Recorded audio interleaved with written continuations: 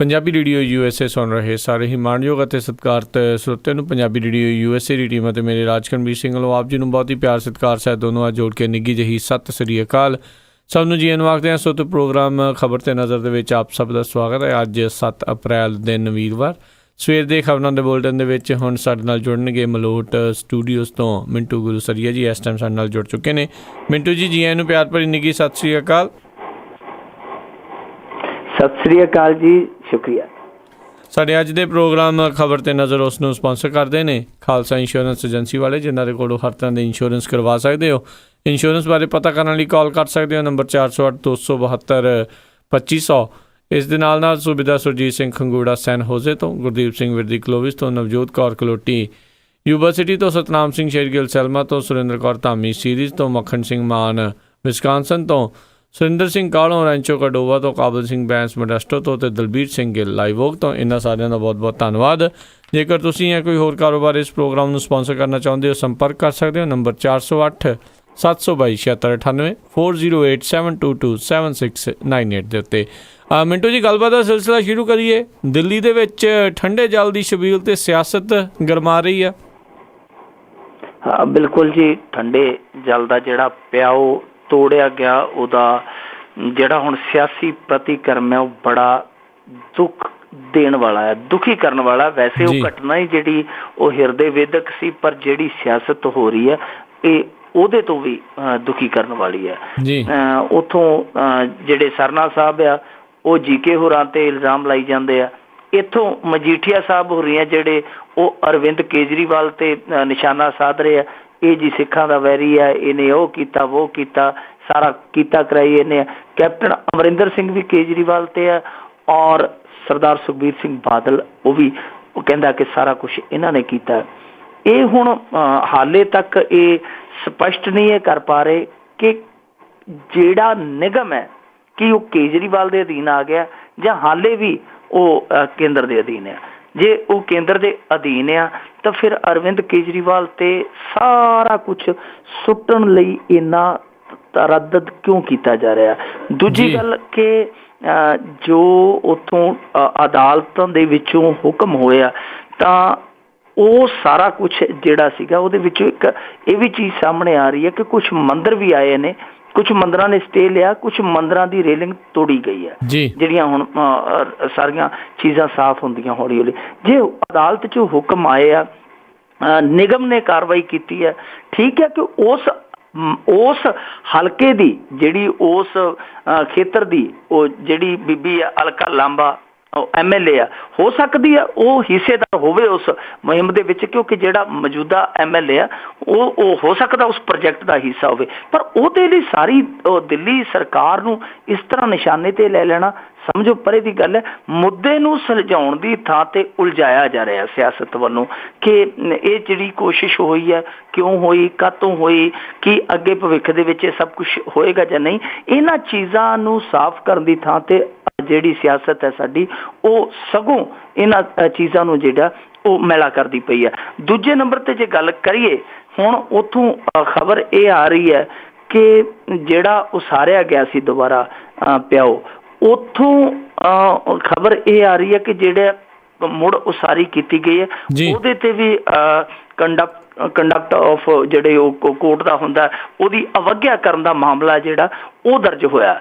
ਤੇ ਇਹ ਵੀ ਸ਼ੰਕਾ ਜਤਾਇਆ ਜਾਂਦਾ ਕਿ ਕਿਉਂਕਿ ਅਦਾਲਤ ਉਹ ਹੁਕਮ ਦੇ ਚੁੱਕੀ ਸੀ, ਉਹਨਾਂ ਹੁਕਮਾਂ ਦੀ ਅਵੱਗਿਆ ਹੋਈ ਹੈ, ਅਦੂਲੀ ਹੋਈ ਹੈ, ਤੇ ਉੱਥੇ ਪਿਓ ਹੈ ਜਿਹੜਾ ਦੁਬਾਰਾ ਉਸਾਰਨ ਵਾਲਾ ਹੈ, ਉਹਨੂੰ ਇਸ ਕੰਮ ਨੂੰ ਅਦਾਲਤੀ ਹੁਕਮ ਚੁਣੌਤੀ ਮੰਨ ਕੇ ਉਹਨੂੰ ਦੁਬਾਰਾ ਢਾਉਣ ਦੀ ਕੋਸ਼ਿਸ਼ ਵੀ ਕਰ ਸਕਦੇ ਆ, ਯਾਨੀ ਉਹ ਹੁਕਮ ਦੇ ਕੇ ਦੁਬਾਰਾ ਵੀ ਉਹ ਚੀਜ਼ ਦੁਹਰਾਈ ਜਾ ਸਕਦੀ ਹੈ। ਸੋ ਇਹਨਾਂ ਚੀਜ਼ਾਂ ਦੇ ਹੱਲ ਲੱਭਣ ਦੀ ਥਾਂ ਤੇ ਇਹ ਆਪਸ ਦੇ ਵਿੱਚ ਇੱਕ ਦੂਜੇ ਨਾਲ ਜੁਟੇ ਹੋਏ ਆ। ਉਹਨੂੰ ਕਹਿ ਰਿਹਾ, ਉਹਨੂੰ ਕਹਿ ਰਿਹਾ। ਆਮ ਆਦਮੀ ਪਾਰਟੀ ਵਾਲਿਆਂ ਨੇ ਵੀ ਅੱਜ ਇੱਕ ਪ੍ਰੈਸ ਨੋਟ ਜਾਰੀ ਕਰ ਦਿੱਤਾ ਸ਼ਾਮੀ, ਜੇ ਉਹਨਾਂ ਨੇ ਕਿਹਾ ਕਿ ਦਿੱਲੀ ਸਰਕਾਰ ਦਾ ਇਹਦੇ ਵਿੱਚ ਕੋਈ ਹੱਥ ਨਹੀਂ ਹੈ, ਬਦਨਾਮ ਕਰਨ ਦੀ ਕੋਸ਼ਿਸ਼ ਹੈ। ਇਹ ਸਿੱਧੇ ਰੂਪ ਦੇ ਵਿੱਚ ਜਿਹੜਾ ਦਿੱਲੀ ਨਿਗਮ ਹੈ ਉਹ ਭਾਜਪਾ ਦੀ ਕੇਂਦਰ ਸਰਕਾਰ ਦੇ ਅਧੀਨ ਹੈ, ਤਾਂ ਸਾਰੀ ਜ਼ਿੰਮੇਵਾਰੀ ਉਹਨਾਂ ਦੀ ਬਣਦੀ ਹੈ। ਹੁਣ ਇਹ ਹੱਲ ਕੱਢਣਾ ਚਾਹੀਦਾ, ਹੱਲ ਇਹ ਸੁਲਝਾਉਣ ਦੀ ਥਾਂ ਤੇ ਇਹ ਗੱਲ ਨੂੰ ਉਲਝਾਉਣ ਵੱਲ ਤੁਰੇ ਹੋਏ ਆ। ਜੀ ਜੀ। ਅਤੇ ਅਗਲੀ ਗੱਲ ਮਿੰਟੂ ਜੀ ਆਪਾਂ ਜੇ ਕਰਦੇ ਹਾਂ ਵੀ ਬੰਬੇ ਦੀ ਹਾਈ ਕੋਰਟ ਨੇ ਨਾਗਪੁਰ ਨਗਰ ਨਿਗਮ ਨੂੰ ਪੁੱਛਿਆ ਆ ਵੀ ਕੀ ਹਿੰਦੁਸਤਾਨ ਸਿਰਫ ਹਿੰਦੂਆਂ ਦਾ ਹੀ ਆ? ਇਹ ਬੰਬੇ ਹਾਈ ਕੋਰਟ ਜਿਹੜਾ ਇਸ ਮੁੱਦੇ ਤੇ ਟਿੱਪਣੀ ਕਰਦੀ ਹੈ, ਇਹਦਾ ਮਤਲਬ ਇਹ ਹੈ ਕਿ ਇਸ ਮੁਲਕ ਦੇ ਵਿੱਚ ਬੇਲੋੜੇ ਵਿਵਾਦਾਂ ਨੂੰ ਇੰਨਾ ਉਛਾਲ ਦਿੱਤਾ ਗਿਆ ਕਿ ਅੱਜ ਅਦਾਲਤਾਂ ਇਹੋ ਜਿਹੇ ਫੈਸਲੇ, ਇਹੋ ਜਿਹੇ ਟਿੱਪਣੀਆਂ, ਇਹੋ ਜਿਹੇ ਪ੍ਰਤੀਕਰਮ ਦੇ ਰਹੀਆਂ, ਕਿਉਂਕਿ ਉਹ ਕੰਮ ਬਣਦਾ ਨਹੀਂ ਅਦਾਲਤਾਂ ਦਾ, ਕਿਉਂਕਿ ਅਦਾਲਤਾਂ ਨੂੰ ਹੋਰ ਕੰਮ ਬੜੇ ਆ। ਉਹ ਇਹਨਾਂ ਦੇ ਕਦੇ ਇਹਨਾਂ ਦੇ ਵਿਵਾਦ ਚਲੇ ਜਾਂਦੇ ਆ, ਭਾਰਤ ਮਾਤਾ ਕੀ ਜੈ, ਰਾਸ਼ਟਰਵਾਦ। ਹੁਣ ਇਹ ਹੈ ਕਿ ਇਹ ਪੁੱਛਣਾ ਪੈ ਗਿਆ ਬੰਬੇ ਹਾਈ ਕੋਰਟ ਨੂੰ ਕਿ ਕੀ ਇਹ ਮੁਲਕ ਜਿਹੜਾ ਹਿੰਦੁਸਤਾਨ ਹੈ ਕਿ ਇਕੱਲੇ ਹਿੰਦੂਆਂ ਦਾ?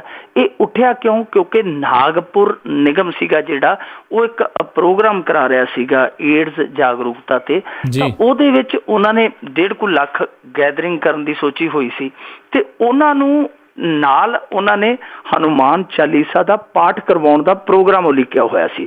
ਉਹ ਕਿਸੇ ਨੇ ਜਾ ਕੇ ਉਹਨੂੰ ਚੈਲੰਜ ਕਰ ਦਿੱਤਾ, ਰਿਟ ਪਾ ਦਿੱਤੀ ਕਿ ਇਹ ਕਿਹੋ ਜਿਹੀ ਜਾਗਰੂਕਤਾ ਜਿਹੜੀ ਹਨੂੰਮਾਨ ਚਾਲੀਸਾ ਦੇ ਨਾਲ ਹੀ ਆਉਣੀ ਹੈ, ਕੋਈ ਹੋਰ ਗ੍ਰੰਥ, ਕੋਈ ਉਪਨਿਸ਼ਦ ਇਹ ਨਹੀਂ ਪੜ੍ਹਾਉਣੀ, ਸਿਰਫ ਹਨੂੰਮਾਨ ਚਾਲੀਸਾ ਹੀ ਪੜ੍ਹਾਉਣਾ। ਔਰ ਇਹਦੇ ਨਾਲ ਏਡਜ਼ ਦਾ ਕੀ ਸੰਬੰਧ ਹੈ ਕਿ ਹਨੂੰਮਾਨ ਚਾਲੀਸਾ ਪ੍ਰੋਗਰਾਮ ਤੁਸੀਂ ਏਡਜ਼ ਜਾਗਰੂਕਤਾ ਦਾ ਰੱਖਿਆ, ਨਾਲ ਤੁਸੀਂ ਹਨੂੰਮਾਨ ਚਾਲੀਸਾ ਪੜ੍ਹਾ ਰਹੇ ਹੋ। ਇਹਦਾ ਮਤਲਬ ਕਿ ਕਿਤੇ ਇਕੱਲੀ ਏਡਜ਼ ਹਿੰਦੂਆਂ ਨੂੰ ਹੁੰਦੀ ਹੈ, ਦੂਸਰਿਆਂ ਨੂੰ ਏਡਜ਼ ਨਹੀਂ ਹੋ ਸਕਦੀ। ਸੋ ਜੇ ਇੱਕ ਹਨੂੰਮਾਨ ਚਾਲੀਸਾ ਇਹੋ ਜਿਹੇ ਪ੍ਰੋਗਰਾਮ 'ਚ ਪੜ੍ਹਿਆ ਜਾ ਸਕਦਾ, ਤੇ ਫਿਰ ਬਾਈਬਲ, ਕੁਰਾਨ ਜਾਂ ਹੋਰ ਗ੍ਰੰਥ ਕਿਉਂ ਨਹੀਂ ਪੜ੍ਹੇ ਜਾ ਸਕਦੇ? ਹਨੂੰਮਾਨ ਚਾਲੀਸਾ ਹੀ ਕਿਉਂ? ਤਾਂ ਉਹ ਅਦਾਲਤ ਇਸ ਚੀਜ਼ ਨੂੰ ਦੇਖ ਕੇ ਇਹ ਟਿੱਪਣੀ ਕਰਦੀ ਹੈ ਕਿ ਭਾਈ ਕੀ ਇਹ ਮੁਲਕ ਇਕੱਲੇ ਹਿੰਦੂਆਂ ਦਾ? ਸੋ ਇਹ ਗੱਲਾਂ ਇੱਥੋਂ ਤੱਕ ਚਲੀਆਂ ਗਈਆਂ। ਕੱਲ੍ਹ ਨੂੰ ਇਹ ਕਹਿਣਗੇ ਕਿ ਜਿਹੜਾ ਕੋਈ ਸਰਕਾਰੀ ਪ੍ਰੋਗਰਾਮ ਹੁੰਦਾ ਹੈ ਉਹ ਵੀ ਪਹਿਲਾਂ ਹਵਨ ਕਰੋ, ਫਿਰ ਉਹ ਪ੍ਰੋਗਰਾਮ ਦਾ ਆਗਾਜ਼ ਕਰੋ। ਫਿਰ ਕਹਿ ਦੇਣਗੇ ਕਿ ਜਿਹੜੇ ਉੱਥੇ ਮੀਡੀਆ ਵਾਲੇ ਜਾਇਆ ਕਰਨਗੇ ਉਹ ਵੀ ਪਹਿਲਾਂ ਤਿਲਕ ਲਾਇਆ ਕਰਨ, ਫਿਰ ਆਪਦੀ ਕਵਰੇਜ ਸ਼ੁਰੂ ਕਰਿਆ ਕਰਨ। ਸੋ ਇਹ ਜਿਹੜੇ ਪਾਸੇ ਜਾਂਦੇ ਪਏ ਬੜਾ ਗਲਤ ਆ।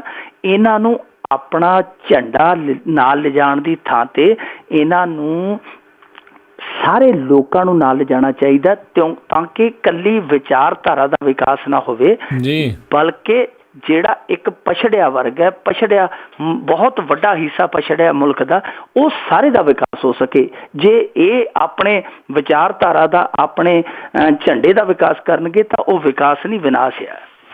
ਜੀ ਜੀ ਜੀ।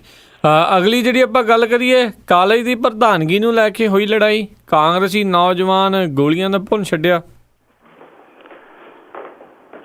ਪੰਜਾਬ ਦੇ ਕਾਲਜਾਂ ਦੇ ਵਿੱਚ ਵੀ ਇਸ ਤਰੀਕੇ ਦੀ ਸਿਆਸਤ ਬੜੀ ਹੈ ਕਿ ਉੱਥੇ ਵੀ ਹੁਣ ਜਿਹੜੇ ਜਾਂਦੇ ਆ, ਉੱਥੇ ਪੜ੍ਹਨ ਨਹੀਂ ਜਾਂਦੇ, ਨੇਤਾਗਿਰੀ ਕਰਨ ਜਾਂਦੇ ਆ ਮੁੰਡੇ। ਔਰ ਉੱਥੇ ਐਡੀ ਵੱਡੇ ਪੱਧਰ ਤੇ ਸਿਆਸਤ ਨੇ ਗੇਮ ਖੇਡਣੀ ਸ਼ੁਰੂ ਕੀਤੀ ਹੈ ਕਿ ਪਹਿਲਾਂ 2 ਕੁ ਧੜੇ ਵਹਿੰਦੇ ਸੀ, ਹੁਣ ਤੇ ਕਈ ਧੜੇ ਆ। ਯੂਨੀਵਰਸਿਟੀਆਂ ਦੇ ਵਿੱਚ ਤੇ ਤੁਹਾਨੂੰ ਪਤਾ ਕਿ ਹਰੇਕ ਪਾਰਟੀ ਦਾ ਹੀ ਉੱਥੇ ਵਿੰਗ ਕੰਮ ਕਰਦਾ, ਉੱਥੇ ਉਹ ਪਤਾ ਹੀ ਹੈ ਕਿ ਸਿਆਸੀ ਵਿੰਗ ਬਣੇ ਹੋਏ ਆ। ਤੇ ਇੱਥੇ ਕਾਲਜਾਂ ਦੇ ਵਿੱਚ ਵੀ ਹੌਲੀ ਹੌਲੀ ਉਹ ਚੀਜ਼ ਹੈ ਜਿਹੜੀ ਛੂਆ-ਛੂਤ ਹੈ ਜਿਹੜੀ ਸਿਆਸਤ ਦੀ, ਉਹ ਵਿੱਚ ਵੜਦੀ ਪਈ ਹੈ। ਹੁਣ ਸਾਡੇ ਪੰਜਾਬ ਦੇ ਵਿੱਚ ਕੀ ਹੈ ਕਿ ਬੈਨ ਨੇ ਪ੍ਰਧਾਨ ਬਣਾਉਣੇ ਕਾਲਜਾਂ ਦੇ ਵਿੱਚ, ਬੈਨ ਨੇ, ਨਾ ਹੀ ਇਲੈਕਸ਼ਨ ਹੁੰਦੇ ਨਾ ਹੀ ਪ੍ਰਧਾਨ ਬਣਾਉਣੇ ਅਲਾਉਡ ਆ। ਤਾਂ ਫਿਰ ਵੀ ਬਾਵਜੂਦ ਇਸ ਤੇ ਰਹਿ ਕੇ ਖਬਰਾਂ ਆਉਂਦੀਆਂ ਕਿ ਫਲਾਣੀ ਥਾਂ ਤੇ ਗੋਲੀ ਚੱਲ ਗਈ ਪ੍ਰਧਾਨਗੀ ਨੂੰ ਲੈ ਕੇ, ਫਲਾਣੀ ਥਾਂ ਤੇ ਕਤਲ ਹੋ ਗਿਆ, ਫਲਾਣੀ ਥਾਂ ਤੇ ਸਿਰ ਪਾੜ ਗਿਆ। ਸੋ ਇਹ ਚੀਜ਼ਾਂ ਜਿਹੜੀਆਂ ਉਹ ਸਾਫ਼ ਕਰਦੀਆਂ ਕਿ ਇਹ ਜਿਹੜੀਆਂ ਧੜੇਬੰਦੀਆਂ ਦਾ ਉਭਾਰ ਹੋਇਆ, ਵੈਸੇ ਬਹੁਤ ਪੁਰਾਣਾ ਆ ਧੜੇਬੰਦੀਆਂ ਦਾ ਕਾਲਜਾਂ ਦੇ ਵਿੱਚ ਰਹਿਣਾ, ਪਰ ਇਹ ਜੋ ਇਸ ਪੱਧਰ ਤੇ ਚਲੀਆਂ ਗਈਆਂ ਧੜੇਬੰਦੀਆਂ, ਇਹਨਾਂ ਨੂੰ ਜਿਹੜੀਆਂ ਸਿਆਸੀ ਤਾਕਤਾਂ ਹੈ ਉਹ ਸਪਾਂਸਰਡ ਕਰਦੀਆਂ, ਯਾਨੀ ਉਹ ਧੜਾ ਉਹਦਾ, ਉਹ ਧੜਾ ਉਹਦਾ, ਉਹ ਧੜਾ ਉਹਦਾ। ਤੇ ਫਿਰ ਜੇ ਇੱਕ ਜਿਹੜਾ ਉੱਠ ਕੇ ਨੋਟਿਸ ਲਾਉਂਦਾ ਕਿ ਮੈਂ ਪ੍ਰਧਾਨ ਹੈ ਅੱਜ ਤੋਂ ਕਾਲਜ ਦਾ, ਦੂਜਾ ਪੜ੍ਹ ਕੇ ਕਹਿ ਦਿੰਦਾ ਕਿ ਨਹੀਂ ਤੂੰ ਆਪਦਾ ਲਾਇਆ, ਕੋਈ ਨਹੀਂ ਅਸੀਂ ਤੇਰੇ ਨਾਲ ਖੜੇ, ਤਾਂ ਉੱਥੋਂ ਇਹ ਰੰਜਿਸ਼ ਸ਼ੁਰੂ ਹੋ ਜਾਂਦੀ ਹੈ। ਇਵੇਂ ਇਹ ਜਗਰਾਉਂ ਦਾ ਮਾਮਲਾ ਸੀਗਾ, ਕਾਉਂਕੇ ਦਾ ਕੋਈ ਮੁੰਡਾ ਸੀਗਾ ਹਰਦੀਪ ਸਿੰਘ ਸੇਖੋਂ, ਪ੍ਰਧਾਨਗੀ ਦੀ ਲੜਾਈ ਸੀ, ਟਾਈਮ ਮਿੱਥ ਕੇ ਲੜਨ ਗਏ ਆ, ਇਹ ਥੋੜੇ ਜਿਹੇ ਘੱਟ ਗਿਣਤੀ 'ਚ ਸੀਗੀ ਜਾਂ ਥੋੜੀ ਜਿਹੀ ਤਿਆਰੀ ਘੱਟ ਸੀ ਇਹਨਾਂ ਦੀ। ਉਹ ਦੂਜੇ ਜਿਹੜੇ ਅੱਗੇ ਖੜੇ ਸੀ ਉਹਨਾਂ ਨੇ ਆਉਂਦੇ ਹੀ ਗੋਲੀਆਂ ਚਲਾਉਣੀਆਂ ਸ਼ੁਰੂ ਕਰ ਦਿੱਤੀਆਂ, ਭੱਜੇ, ਪਰ ਕਾਰ ਦੇ ਵਿੱਚ ਗੋਲੀਆਂ ਵੱਜੀਆਂ, ਜਿਹਦੇ ਕਰਕੇ ਮੁੰਡਾ ਜਿਹੜਾ ਸੀਗਾ ਯੂਥ ਕਾਂਗਰਸ ਦੇ ਨਾਲ ਸੰਬੰਧਿਤ ਸੀਗਾ, ਹਰਦੀਪ ਸਿੰਘ ਸੇਖੋ, ਇਹ ਮਾਰਿਆ ਗਿਆ। ਔਰ ਕਤਲ ਕੋਈ ਵੀ ਹੈ ਜਿਹੜਾ ਉਹਨੂੰ ਆਪਾਂ ਕਹਿ ਨਹੀਂ ਸਕਦੇ ਕਿ ਇਹ ਚੰਗਾ ਹੋਇਆ। ਕਤਲ ਹਮੇਸ਼ਾ ਹੀ ਮਾੜਾ ਹੈ, ਪਰ ਇਸ ਮੁੰਡੇ ਦਾ ਵੀ ਜੇ ਅਸੀਂ ਵੇਖੀਏ, ਇਹਦੀ ਫੋਟੋ ਅੱਜ ਅਖਬਾਰਾਂ 'ਚ ਵੀ ਪਬਲਿਸ਼ ਹੋਈ, ਇਹਦੀ ਜਿਹੜੀ ਉੱਥੇ ਪ੍ਰੋਫਾਈਲ ਸੀ ਉਹਦੇ 'ਤੇ ਵੀ ਵੇਖੀ ਗਈ ਕਿ 8-9 ਰਫਲਾਂ ਝੋਲੀ ਦੇ ਵਿੱਚ ਰੱਖ ਕੇ ਫੋਟੋਆਂ ਖਿਚਾ ਰਿਹਾ ਜਿਹੜਾ ਮੁੰਡਾ ਇਹ ਕਤਲ ਹੋਇਆ। ਸੋ ਇਹ ਇਸ ਤਰ੍ਹਾਂ ਦੀ ਜਿਹੜੀ ਮਾਨਸਿਕਤਾ ਪ੍ਰਵਿਰਤੀ ਹੈ, ਇਸ ਤਰੀਕੇ ਦੀ ਜਿਹੜੀ ਕਾਲਜਾਂ ਦੇ ਵਿੱਚ ਇੱਥੋਂ ਤੱਕ ਪਹੁੰਚ ਗਈ ਹੈ, ਤਾਂ ਇਹਦਾ ਨੁਕਸਾਨ ਹੀ ਨੁਕਸਾਨ ਹੈ। ਇਹਨਾਂ ਨੂੰ ਸਿਖਾਉਣਾ ਪਏਗਾ ਕਿ ਲੜਾਈ ਇਹ ਨਹੀਂ ਜਿਹੜੀ ਤੁਸੀਂ ਲੜ ਰਹੇ ਹੋ, ਲੜਾਈ ਤੇ ਉਹ ਹੈ ਜਿਹੜੀ ਦਬੇ ਕੁਚਲੇ ਵਰਗ ਲਈ ਤੁਸੀਂ ਕਰਨੀ ਹੈ। ਉਸ ਲੜਾਈ ਨੂੰ ਲੜੋ, ਇਹ ਲੜਾਈ ਛੱਡੋ, ਇਹਦੇ 'ਚ ਤੇ ਖੂਨ ਤੁਹਾਡਾ ਹੀ ਵਹਿਣਾ। ਘੱਟੋ ਘੱਟ ਕਿਸੇ ਗਰੀਬ ਦੇ ਲਈ ਲੜੋਗੇ ਤੇ ਤੁਹਾਡਾ ਜਿਹੜਾ ਅਸਲੀ ਕਰਮ ਹੈ ਉਹ ਕਿਸੇ ਖਾਤੇ 'ਚ ਪੈ ਜਾਏਗਾ। ਜਿਹੜੀ ਆਹ ਕਾਰ ਦੇ ਉੱਤੇ ਛੋਟੀ ਜਿਹੀ ਪਲੇਟ ਲਾ ਲੈਂਦੇ ਪ੍ਰਧਾਨ ਦੀ, ਇਹ ਕੋਈ ਖਾਸ ਗੱਲ ਨਹੀਂ ਹੈ। ਜੇਕਰ ਪ੍ਰਧਾਨਗੀ ਕਰਨੀ ਹੈ ਤੇ ਦਬੇ ਕੁਚਲੇ ਵਰਗ ਦੀ ਕਰਨੀ ਚਾਹੀਦੀ ਹੈ, ਤਾਂ ਕਿ ਉਹ ਪ੍ਰਧਾਨ ਵਾਲੀ ਨੰਬਰ ਪਲੇਟ ਹੈ ਜਿਹੜੀ ਉਹ ਪੱਕੇ ਤੌਰ ਤੇ ਰਹਿੰਦੀ ਦੁਨੀਆ ਤੱਕ ਹੀ ਤੁਹਾਡੇ ਨਾਲ ਲੱਗ ਜਾਏ। ਜੀ ਜੀ ਜੀ। ਤੇ ਅਗਲੀ ਜੇ ਆਪਾਂ ਗੱਲ ਕਰੀਏ, ਮਨਪ੍ਰੀਤ ਬਾਦਲ ਹੋਣਾ ਨੇ ਆਪਣੇ ਤਾਏ ਖਿਲਾਫ ਚੋਣ ਲੜਨ ਦੀ ਮਨਸ਼ਾ ਜ਼ਾਹਰ ਕੀਤੀ। ਕੈਪਟਨ ਹੋਣਾ ਨੇ ਕਹਿੰਦੇ ਜੀ ਝੱਟ ਪੂਰੀ ਕੀਤੀ। ਕੈਪਟਨ ਹੋਣਾ ਨੇ ਇੱਕ ਤੀਰ ਨਾਲ ਦੋਸ਼ ਤਾਂ ਨਹੀਂ ਕਰਤੇ? ਬਿਲਕੁਲ ਜੀ, ਅੰਨਾ ਕੀ ਭਾਲੇ ਦੋ ਅੱਖਾਂ। ਕੈਪਟਨ ਹੋਰਾਂ ਨੂੰ ਕੀ ਚਾਹੀਦਾ? ਉਹਨਾਂ ਨੂੰ ਬੈਠਿਆਂ ਬਿਠਾਇਆ ਹੀ ਜਿਹੜਾ ਇੱਕ ਬਹੁਤ ਵੱਡਾ ਕਹਿ ਲਈਏ ਕਿ ਹਥਿਆਰ ਮਿਲ ਗਿਆ, ਜੋ ਉਹਨਾਂ ਨੂੰ ਘੇਰਨ ਦੀ ਸਮਰੱਥਾ ਰੱਖਦਾ। ਜੇ ਉਹਨਾਂ ਨੂੰ ਘਰ ਚੋਂ ਕੋਈ ਘੇਰ ਲਵੇਗਾ, ਉਹਨਾਂ ਦੇ ਘਰ 'ਚ ਘੇਰ ਲਵੇਗਾ, ਤਾਂ ਦੇਖੋ ਉਹ ਦੂਸਰੀ ਲੜਾਈ ਦਾ ਜਿਹੜਾ ਮੋਰਚਾ ਹੈ ਉਹ ਬਹੁਤ ਹੱਦ ਤੱਕ ਸੌਖਾ ਹੋ ਜਾਂਦਾ ਹੈ। ਕਿਉਂਕਿ ਪ੍ਰਕਾਸ਼ ਸਿੰਘ ਬਾਦਲ ਹੋਰੀ ਜਿਹੜੇ ਲੰਬੀ ਤੋਂ ਜਿੱਤਦੇ ਆ, ਜੇਕਰ ਉਹਨਾਂ ਦੀ ਜਿੱਤ ਨੂੰ ਮੁਸ਼ਕਿਲ ਹੀ ਬਣਾ ਦਿੱਤਾ ਜਾਵੇ ਕਿ ਉੱਥੇ ਉਲਝ ਜਾਣ, ਉਹ ਵੀ ਇੱਕ ਜਿੱਤ ਤੋਂ ਘੱਟ ਨਹੀਂ ਹੈ। ਪਰ ਮਨਪ੍ਰੀਤ ਬਾਦਲ ਤੋਂ ਇਲਾਵਾ ਕੋਈ ਬੰਦਾ ਉੱਥੇ ਕਰ ਵੀ ਨਹੀਂ ਸੀ ਸਕਦਾ। ਮੈਂ ਇਸ ਚੀਜ਼ ਦੀ ਭਵਿੱਖਬਾਣੀ ਕਰਦਾ ਸੀਗਾ ਜਦੋਂ ਇਹਨਾਂ ਨੇ ਸ਼ਮੂਲੀਅਤ ਕੀਤੀ ਹੈ ਕਿ ਹੋ ਸਕਦਾ ਹੈ ਕਿ ਮਨਪ੍ਰੀਤ ਬਾਦਲ ਹੈ ਜਿਹੜਾ ਉਹ ਲੰਬੀ ਤੋਂ ਇਲੈਕਸ਼ਨ ਲੜੇ। ਤੇ ਆ ਥੋੜੇ ਦਿਨ ਪਹਿਲਾਂ ਜਦੋਂ ਇਹਨੇ ਨੁੱਕੜ ਮੀਟਿੰਗਾਂ ਕੀਤੀਆਂ ਤਖਤ ਸ਼੍ਰੀ ਦਮਦਮਾ ਸਾਹਿਬ ਦੀ ਕਾਨਫਰੰਸ ਲਈ ਲੋਕਾਂ ਨੂੰ ਪ੍ਰੇਰਿਆ, ਤੇ ਉਦੋਂ ਸਾਡੇ ਇੱਥੇ ਹਲਕੇ 'ਚ ਜਿਹੜੀ ਖੁੰਡ ਚਰਚਾ ਚੱਲ ਪਈ ਸੀ ਕਿ ਮਨਪ੍ਰੀਤ ਬਾਦਲ ਚੋਣ ਲੜੇਗਾ। ਇਹਨੇ ਫਿਰ ਬਠਿੰਡੇ ਕੱਲ ਇੱਛਾ ਜਤਾ ਦਿੱਤੀ ਕਿ ਜੇ ਮੈਨੂੰ ਇਹ ਕਹਿੰਦੇ ਨੇ ਤੇ ਮੇਰੇ ਲਈ ਬੜੀ ਮਾਣ ਦੀ ਗੱਲ, ਇੱਜ਼ਤ ਦੀ ਗੱਲ ਹੈ।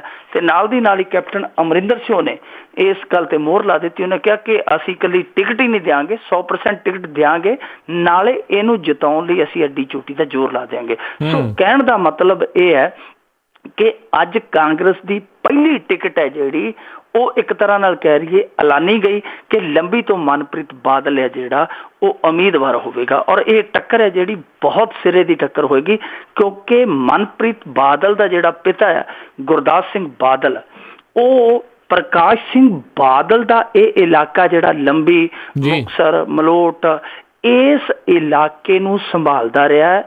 ਕਿਉਂਕਿ ਪ੍ਰਕਾਸ਼ ਸਿੰਘ ਬਾਦਲ ਪੰਜਾਬ ਦੀ ਸਿਆਸਤ ਕਰਦਾ ਸੀ, ਉਹਦੇ ਪਿੱਛੋਂ ਜਿਹੜਾ ਇਹ ਇਲਾਕਾ ਸੀ ਉਹਨਾਂ ਦਾ ਜੱਦੀ ਖੇਤਰ ਸੀਗਾ, ਇਹਦੀ ਸਾਰੀ ਦੇਖ ਰੇਖ ਗੁਰਦਾਸ ਸਿੰਘ ਬਾਦਲ ਦਹਾਕਿਆਂ ਤੱਕ ਕਰਦਾ ਰਿਹਾ।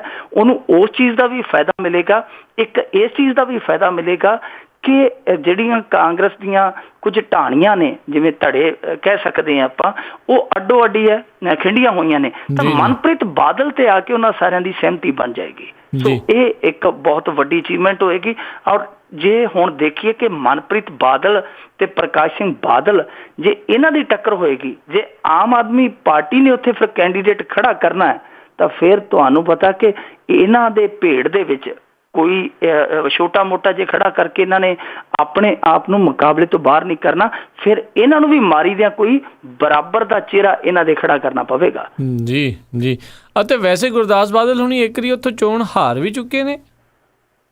ਗੁਰਦਾਸ ਸਿੰਘ ਬਾਦਲ ਇੱਕ ਵਾਰੀ ਲੋਕ ਸਭਾ ਦੇ ਮੈਂਬਰ ਬਣੇ ਆ, ਉਸ ਤੋਂ ਬਾਅਦ ਮੈਨੂੰ ਲੱਗਦਾ ਇਲੈਕਸ਼ਨ ਲੜੇ ਨਹੀਂ, ਸ਼ਾਇਦ ਜੇ ਲੜੇ ਹੋਣ ਤੇ ਹਾਰੇ ਹੋਣ, ਮੈਨੂੰ ਪਤਾ ਨਹੀਂ, ਪਰ ਇੱਕ ਵਾਰੀ ਉਹ ਮੈਂਬਰ ਪਾਰਲੀਮੈਂਟ ਬਣੇ ਆ। ਜੀ।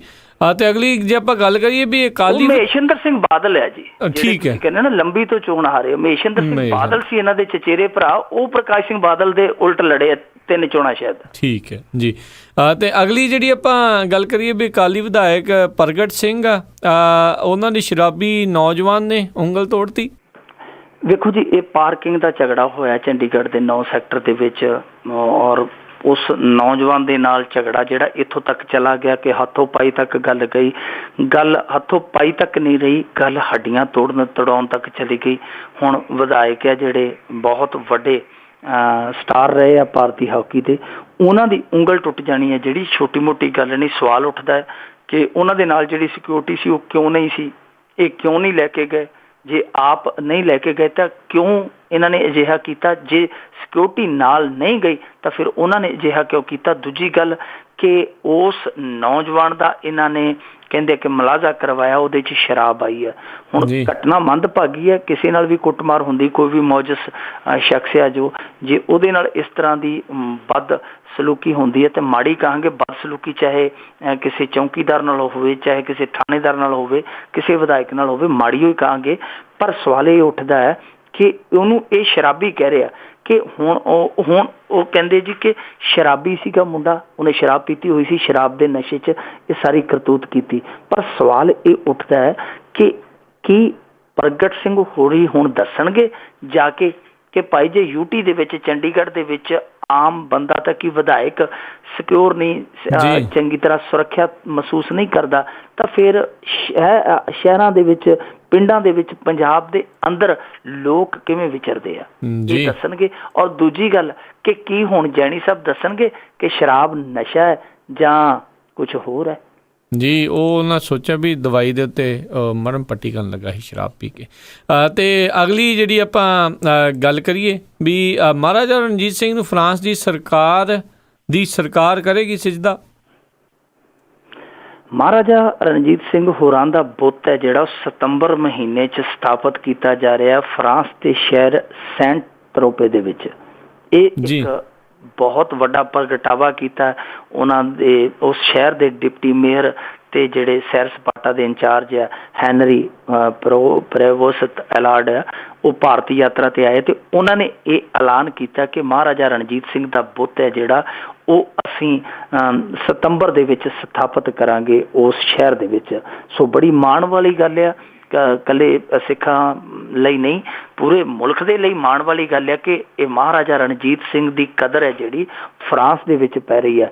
ਪਰ ਸਾਡੀ ਸਰਕਾਰ ਨੇ ਅੱਜ ਤੱਕ ਠੀਕ ਆ ਉਹਨਾਂ ਦੇ ਨਾਂ ਨੂੰ ਵਰਤ ਕੇ ਵੋਟਾਂ ਜ਼ਰੂਰ ਲਈਆਂ, ਪਰ ਉਹਨਾਂ ਲਈ ਕੁਛ ਚੰਗਾ ਕੀਤਾ ਨਹੀਂ। ਉਹਨਾਂ ਦੇ ਜਿਹੜੇ ਕਿਲ੍ਹੇ ਆ, ਭਾਵੇਂ ਉਹ ਕੁਛ ਯਾਦਗਾਰਾਂ ਜਿਹੜੀਆਂ ਜਿੱਦਾਂ ਸੰਗਰੂਰ ਦੇ ਲਾਗੇ ਬਡਰੁੱਖਾਂ ਪਿੰਡ 'ਚ ਇੱਕ ਜਾਂ ਹੋਰ ਕੁਛ ਯਾਦਗਾਰਾਂ ਨੇ, ਉਹ ਅੱਜ ਜਿਹੜੇ ਹਾਲਾਂ ਦੇ ਵਿੱਚ ਨੇ, ਜਿਹੜੀਆਂ ਹਾਲਾਤਾਂ ਉਹਨਾਂ ਦੀਆਂ ਹੋਈਆਂ ਨੇ, ਉਹਨਾਂ ਨੂੰ ਵੇਖ ਕੇ ਉਹ ਸਿਸਕੀਆਂ ਲੈਂਦੀਆਂ ਨੇ ਕਿ ਇਹ ਉਹੀ ਲੋਕ ਹੈ ਜਿਨ੍ਹਾਂ ਨੇ ਨਾਅਰਾ ਲਾਇਆ ਕਿ ਮਹਾਰਾਜਾ ਰਣਜੀਤ ਸਿੰਘ ਵਰਗਾ ਰਾਜ ਦਿਆਂਗੇ, ਤੇ ਉਸ ਰਾਜ ਲੈਣ ਤੋਂ ਬਾਅਦ ਉਹਨਾਂ ਨੇ ਸਾਰ ਨਹੀਂ ਲਈ।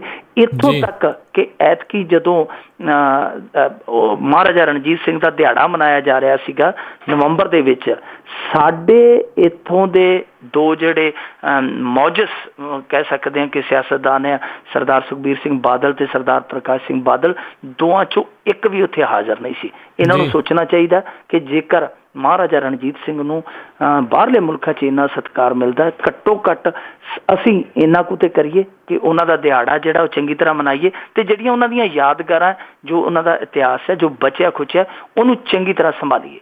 ਜੀ ਜੀ। ਅਤੇ ਅਗਲੀ ਜਿਹੜੀ ਆਪਾਂ ਗੱਲ ਕਰਦੇ ਹਾਂ ਵੀ ਭਾਰਤ ਦੇ 10 ਰਾਜਾਂ 'ਚ ਜਨਤਾ ਪਾਣੀ ਨੂੰ ਤਰਸੀ ਆ, ਲੋਕ ਕਰ ਰਹੇ ਆ ਹਿਜਰਤ।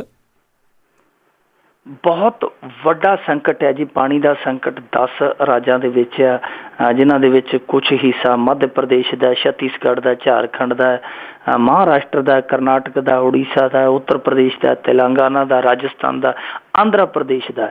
ਤਾਂ ਇੱਥੇ ਬਹੁਤ ਵੱਡੇ ਪੱਧਰ 'ਤੇ ਹੈ ਜਿਹੜੀ ਪਾਣੀ ਦੀ ਕਿੱਲਤ ਆ, ਔਰ ਇੱਥੇ ਮੀਡੀਆ ਰਿਪੋਰਟਾਂ ਇਹੋ ਜਿਹੀਆਂ ਵਿਖਾ ਰਿਹਾ ਜੀ ਕਿ ਇੱਕ ਇਲਾਕਾ ਹੈ ਲਾਤੂਰ ਦਾ, ਮਹਾਰਾਸ਼ਟਰ ਦੇ ਵਿੱਚ ਲਾਤੂਰ ਜ਼ਿਲ੍ਹਾ ਹੈ, ਉੱਥੇ 144 ਧਾਰਾ ਲਾਉਣੀ ਪਈ, ਕਿਉਂਕਿ ਜਦੋਂ ਕਿਤੇ ਪਾਣੀ ਮਿਲਦਾ ਥੋੜ੍ਹਾ ਜਿਹਾ ਜਿੱਥੇ, ਉੱਥੇ ਲੋਕ ਆਪਸ ਦੇ ਵਿੱਚ ਕਈ ਵਾਰ ਖੂਨ ਡੋਲ ਬੈਠਦੇ ਆ, ਲੜਾਈਆਂ ਝਗੜੇ ਇੰਨੇ ਵੱਡੇ ਪੱਧਰ ਤੇ ਹੁੰਦੇ ਆ। ਇੱਕ ਮੀਡੀਆ ਰਿਪੋਰਟ ਦੇਖ ਰਿਹਾ ਸੀਗਾ ਮੈਂ ਟੈਲੀਵਿਜ਼ਨ ਚੈਨਲ ਤੇ ਕਿ ਯੂਪੀ ਦੇ ਵਿੱਚ ਥੋੜਾ ਜਿਹਾ ਪਾਣੀ ਹੈ ਕਿਸੇ ਡੈਮ ਦੇ ਵਿੱਚ ਤੇ ਉਹਦੇ ਤੇ ਬੰਦੂਕ ਧਾਰੀ ਪਹਿਰਾ ਦੇ ਰਹੇ ਆ ਕਿ ਰਾਤ ਨੂੰ ਕੋਈ ਪਾਣੀ ਨਾ ਲੈ ਜਾਏ। ਸੋ ਇਹੋ ਜਿਹੀਆਂ ਰਿਪੋਰਟਾਂ ਜਿਹੜੀਆਂ ਉਹ ਦਿਲ ਕੰਬਾਊ ਨੇ, ਖਾਸ ਤੌਰ ਤੇ ਬੁੰਦੇਲਖੰਡ, ਲਾਤੂਰ, ਇਹਨਾਂ ਇਲਾਕਿਆਂ ਦੇ ਵਿੱਚ ਤੇ ਬਹੁਤ ਵੱਡੇ ਪੱਧਰ ਤੇ ਲੋਕ ਹੈ ਜਿਹੜੇ ਉਹ ਪਾਣੀ ਦੀ ਇਸ ਕਮਤੀ ਦੇ ਨਾਲ ਜੂਝਦੇ ਪਏ ਆ। ਸੁਪਰੀਮ ਕੋਰਟ ਨੇ ਵੀ ਕਿਹਾ, ਉਹਨੇ ਕੇਂਦਰ ਨੂੰ ਘੂਰਿਆ ਕਿ ਭਾਈ ਲੋਕ ਮਰ ਰਹੇ ਆ, ਤੁਸੀਂ ਕੁਝ ਤੇ ਕਰੋ। ਪਰ ਹੋ ਕੀ ਰਿਹਾ ਜੀ ਕਿ ਜਿਹੜਾ ਮਹਾਰਾਸ਼ਟਰ ਉੱਥੋਂ ਦੇ ਲੋਕਾਂ ਨੂੰ ਪਾਣੀ ਦੀ ਬੂੰਦ ਨਹੀਂ ਦੇ ਰਿਹਾ ਤੇ ਉੱਥੇ ਵਾਨਖੇੜੇ ਸਟੇਡੀਅਮ ਦੇ ਵਿੱਚ IPL ਦੇ 9 ਮੈਚ ਹੋਣ ਜਾ ਰਹੇ ਆ ਔਰ 9 ਮੈਚਾਂ ਦੀ ਜੇ ਲਾਗਤ ਲਾਈਏ ਤੇ 60 ਲੱਖ ਲੀਟਰ ਦੱਸਦੇ ਆ ਕਿ ਉਹ ਗਰਾਊਂਡ ਦੇ ਵਿੱਚ ਘਾਹ ਨੂੰ ਪਾਣੀ ਲੱਗਣਾ, ਯਾਨੀ 60 ਲੱਖ ਲੀਟਰ ਪਾਣੀ ਹੈ ਜਿਹੜਾ ਉਹ ਘਾਹ ਦੇ ਸਾਂਭ ਸੰਭਾਲ ਤੇ ਡੋਲਿਆ ਜਾਣਾ। ਹਾਈ ਕੋਰਟ ਨੇ ਪਹਿਲਾਂ ਉਸ ਰਿਟ ਦੀ ਵੀ ਸੁਣਵਾਈ ਕੀਤੀ ਹੈ, ਹਾਲਾਂਕਿ ਬਾਅਦ ਦੇ ਵਿੱਚ ਝੰਡੀ ਦੇ ਦਿੱਤੀ ਹੈ ਕਿ ਮੈਚ ਤੇ ਹੋਣੇ ਚਾਹੀਦੇ ਆ, ਪਰ ਸਰਕਾਰ ਨੂੰ ਲਤਾੜ ਜ਼ਰੂਰ ਲਾਈ ਹੈ ਕਿ ਲੋਕ ਮਰਦੇ ਪਏ ਆ, ਤੁਸੀਂ ਕੀ ਕਰ ਰਹੇ ਹੋ।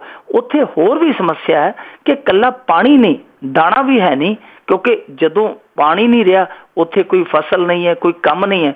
ਮਨਰੇਗਾ ਦਾ ਜਿਹੜਾ ਪੈਸਾ ਸੀਗਾ ਉਹ 1000 ਕਰੋੜ ਤੋਂ ਵੀ ਜ਼ਿਆਦਾ ਜਿਹੜਾ ਉਹ ਫਸਿਆ ਪਿਆ, ਇਹਨਾਂ ਨੇ ਭੇਜਿਆ ਹੀ ਨਹੀਂ। ਹੁਣ ਸੁਪਰੀਮ ਕੋਰਟ ਨੇ ਵਿੱਚ ਦਖਲ ਦਿੱਤਾ ਕਿ ਭਾਈ ਘੱਟੋ ਘੱਟ ਉਹਨਾਂ ਲਈ ਮਨਰੇਗਾ ਦਾ ਪੈਸਾ ਤੇ ਭੇਜੋ, ਜਿਹੜਾ ਉਹਨਾਂ ਨੇ ਕੰਮ ਕੀਤਾ ਘੱਟੋ ਘੱਟ ਉਹ ਤੇ ਉਹਨਾਂ ਨੂੰ ਦਿਓ, ਕੋਈ ਮਾੜਾ ਮੋਟਾ ਕੋਈ ਆਪਣਾ ਜੀਵਨ ਹੈ ਜਿਹੜਾ ਸੌਖਾ ਕਰ ਲੈਣ। ਪਰ ਬਹੁਤੇ ਜਿਹੜੇ ਇਲਾਕੇ ਆ ਉਹਨਾਂ ਦੇ ਵਿੱਚੋਂ ਹਿਜਰਤ ਸ਼ੁਰੂ ਹੋ ਗਈ ਹੈ, ਲੋਕ ਪੰਜਾਬ ਨੂੰ, ਹਰਿਆਣੇ ਨੂੰ ਆਉਣਾ ਸ਼ੁਰੂ ਕਰਦੇ ਆ ਕਿਉਂਕਿ ਉੱਥੇ ਪਾਣੀ ਨਹੀਂ। ਤੁਹਾਨੂੰ ਪਤਾ ਜੇ ਜਲ ਨਹੀਂ ਤਾਂ ਫਿਰ ਕੱਲ ਨਹੀਂ। ਜੀ ਜੀ ਬਿਲਕੁਲ। ਅਤੇ ਅਗਲੀ ਜੇ ਆਪਾਂ ਗੱਲ ਕਰੀਏ ਵੀ ਹੁਣ ਸ਼੍ਰੋਮਣੀ ਕਮੇਟੀ ਜਿਹੜੀ ਰੋਕੇਗੀ ਪ੍ਰਵਾਸੀ ਸਿੱਖਾਂ 'ਤੇ ਹਮਲੇ, ਜਿਹੜੀ ਉਹ ਵਿਸ਼ੇਸ਼ ਮੁਹਿੰਮ ਚਲਾਵੇਗੀ, ਅਤੇ ਪਰ ਜਿਹੜੇ ਉੱਥੇ ਹੀ ਪੰਜਾਬ ਦੇ ਵਿੱਚ ਹੀ ਹੋ ਰਹੇ ਉਸ ਦੇ ਬਾਰੇ ਕੀ ਕਰ ਰਹੇ ਆ?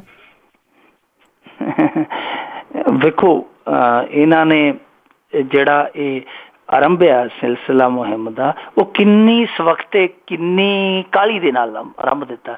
ਵੇਖੋ ਮਾੜਾ ਜਿਹਾ ਕਿਤੇ ਕੰਮ ਚੱਲਿਆ ਤੇ ਨਾਲ ਦੀ ਨਾਲ ਇਹਨਾਂ ਨੇ ਮੁਹਿੰਮ ਚਲਾ ਦਿੱਤੀ। ਉਹ ਕਿੰਨੇ ਹਮਲੇ ਹੋ ਗਏ, ਕਿੰਨੇ ਸਾਲਾਂ ਤੋਂ ਸਭ ਕੁਝ ਜਾਰੀ ਹੈ।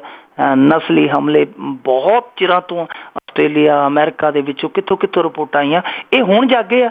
ਕਹਿੰਦੇ ਜੀ ਕਿ ਅਸੀਂ ਜਿਹੜਾ ਨਸਲੀ ਹਮਲਿਆਂ ਨੂੰ ਠੱਲ ਪਾਉਣ ਲਈ ਸਿੱਖਾਂ ਤੇ ਜੋ ਜਿਹੜੇ ਬਾਹਰ ਹਮਲੇ ਹੋ ਰਹੇ ਉਹਨਾਂ ਨੂੰ ਰੋਕਣ ਲਈ ਕੋਸ਼ਿਸ਼ਾਂ ਕਰਾਂਗੇ। ਔਰ ਅੱਜ ਮੱਕੜ ਸਾਹਿਬ ਨੇ ਮੀਟਿੰਗ ਕੀਤੀ ਹੈ, ਕੁਛ ਬੁੱਧੀਜੀਵ ਬੁਲਾਏ, ਸਿੱਖ ਬੁੱਧੀਜੀਵ, ਉਹਨਾਂ ਤੋਂ ਸੁਝਾਅ ਮੰਗੇ ਆ, ਇੱਕ ਸਬ ਕਮੇਟੀ ਬਣਾ ਦਿੱਤੀ ਹੈ। ਵੈਸੇ ਇਹਨਾਂ ਦੀ ਕਮੇਟੀ ਦੇ ਲੋਕ ਹੀ ਕਹਿੰਦੇ ਹੁੰਦੇ ਆ, ਸ਼੍ਰੋਮਣੀ ਕਮੇਟੀ ਦੇ, ਕਿ ਸਬ ਕਮੇਟੀ ਦਾ ਮਤਲਬ ਹੈ ਕਿ ਸਬ ਕਮੇਟੀ, ਕਿ ਸਬ ਕਮੇਟੀ ਦਾ ਮਤਲਬ ਹੈ ਸਬ ਕਮੇਟੀ। ਤੇ ਉਹ ਕਹਿੰਦੇ ਜੀ ਸਬ ਕਮੇਟੀ ਵੀ ਬਣਾਵਾਂਗੇ, ਜੋ ਵਿਚਾਰ ਲਏ ਆ ਉਹਨਾਂ ਤੇ ਅਮਲ ਜਿਹੜਾ ਉਹ ਸਬ ਕਮੇਟੀ ਕਰੇਗੀ। ਪਰ ਇੱਥੇ ਦਿਲਚਸਪ ਗੱਲ ਇਹ ਹੈ ਕਿ ਜਥੇਦਾਰ ਹੈ ਜਿਹੜਾ ਗਿਆਨੀ ਗੁਰਬਚਨ ਸਿੰਘ, ਉਹਨੇ ਮੀਟਿੰਗ ਰੱਖੀ ਸੀ 18 ਅਪ੍ਰੈਲ ਨੂੰ ਇਸ ਵਿਸ਼ੇ ਤੇ ਮੱਕੜ ਸਾਹਿਬ ਨੇ ਜਥੇਦਾਰ ਦੇ ਹੁਕਮਾਂ ਨੂੰ ਪਲਟਦਿਆਂ ਅੱਜ ਹੀ ਮੀਟਿੰਗ ਸੱਦ ਲਈ, ਅੱਜ ਹੀ ਮੀਟਿੰਗ ਕਰ ਲਈ। ਯਾਨੀ ਉਹਨੇ ਉਹਦੇ ਮੀਟਿੰਗ ਨੂੰ, ਉਹਦੇ ਹੁਕਮਾਂ ਨੂੰ ਬਿਲਕੁਲ ਹੀ ਨਹੀਂ ਪਰਵਾਇਆ, ਉਹਨੇ ਆਪਣਾ ਹੀ ਜਿਹੜਾ ਸੁਹਾਗਾ ਸੀ ਉਹ ਚਲਾ ਦਿੱਤਾ। ਹੁਣ ਦੂਜੇ ਪਾਸੇ ਜਿਹੜੇ ਜਥੇਦਾਰ ਸਾਹਿਬ ਹੈ, ਹੁਣ ਇਹ ਵੇਖਾਂਗੇ ਕਿ ਉਹ ਇਹੋ ਹੀ ਬੁੱਧੀਜੀਵ ਸਾਧੇ ਆ ਕਿ ਉਹਨਾਂ ਦੇ ਬੁੱਧੀਜੀਵ ਵੀ ਵੱਖਰੇ ਆਉਣਗੇ। ਅੱਜ ਦੀ ਮੀਟਿੰਗ ਦੇ ਵਿੱਚ ਦੱਸਦੇ ਆ ਕਿ 11 ਵਜੇ ਤੱਕ 5 ਕੁ ਬੰਦੇ ਪਹੁੰਚੇ ਸਨ ਮਹਿਜ਼।